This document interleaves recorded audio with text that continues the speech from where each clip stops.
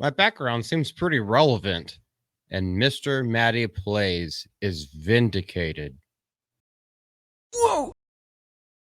So there's some stuff that's been coming out from Mr. Matty Plays because he got early access to play Dragon Age The Veilguard. He made his own review on it. He talked a little bit about that stuff, and then apparently he showed it to his editor, who showed it to someone else who made some racist comments, who talked about it in a negative way, and they're always trying to like follow the ladder up of and hold people who didn't say the stuff themselves accountable. Because we all know that if somebody says something whack in our chat, well, of course, that means that I espouse that belief, right? I mean, come on, use your brain. Anybody can say anything, whatever. We're not going to get into that. What we are going to get into is something that Grums has posted, and it vindicates Mr. Matty Plays. So I'm just going to show you this at first, and then I will blow up this this thing that he posted. Leak. BioWare and EA caught red-handed. Mr. Matty Plays agreement supposedly leaked. It wasn't a conspiracy theory. It was true. Return to form a required phrase content creation guidelines for Veilguard. Yeah, so I have it in a new tab. It is a little bit blurry, at least to me, but there's nothing I can do about that. At least you can read it a little bit better. So the influencer, Matthew Schroeder, however you pronounce that, trademark of Mr. Matty Plays. Or Last Stand Media, trademark of the company of Colin's Last Stand LLC and Colin Moriarty. This is registered under Patreon. Hereby agree to this NDA with BioWare. Matty concedes the following rules that apply by having signed this agreement as defined by the GM of BioWare.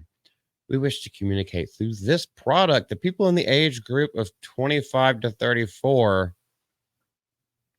So they're just automatically going right off the bat. Yeah, just target this demographic, because nobody younger than that would care about this, and nobody older than that gives a crap about the stuff that came before it.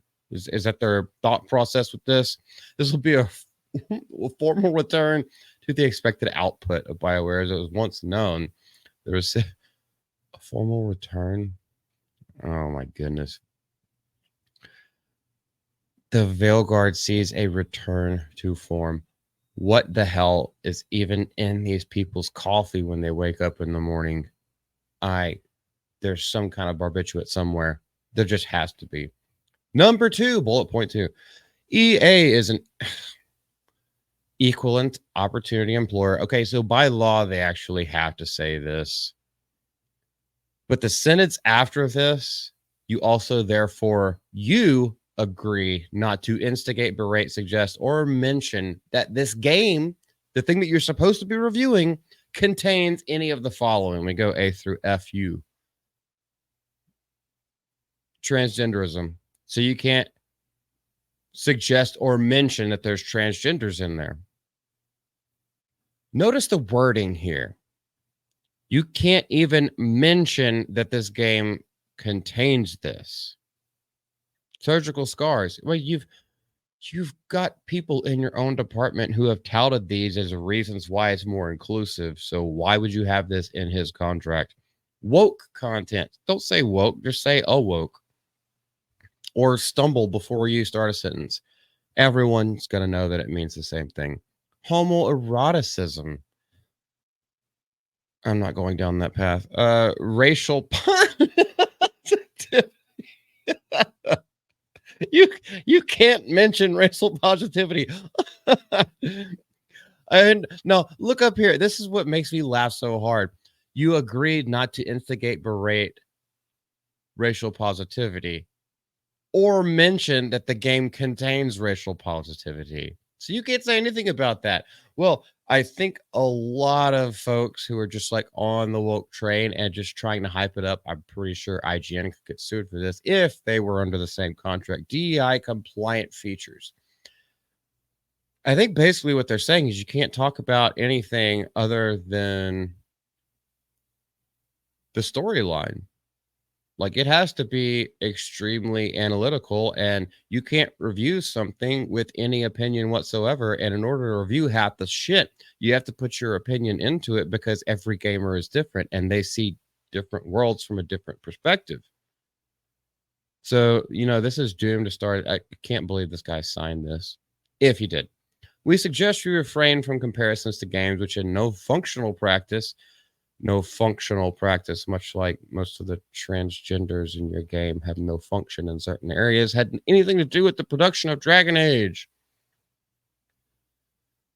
This includes comparisons to God of War. So they already have had comparisons to this, know that it's a superior game, and don't want it compared to that. They want it to stand on its own. They want it to, whatever. Refrain from personal attacks against. I mean, I don't think you should, personally attack the people who did that. Unless they attack you first, then all's fair in love and war. You're just defending yourself at that point. But yeah, a review of the game, definitely. You shouldn't attack the individuals who are writing it. You can only attack their ideas and what they've said, what comes out of their mouth. And you can attack the game because the game is an entity that doesn't have a soul in more ways than one. We advise you to follow our dictionary of blacklisted, which includes transphobic slurs, misgendering. Who cares? Who cares? Intersectionality. Why?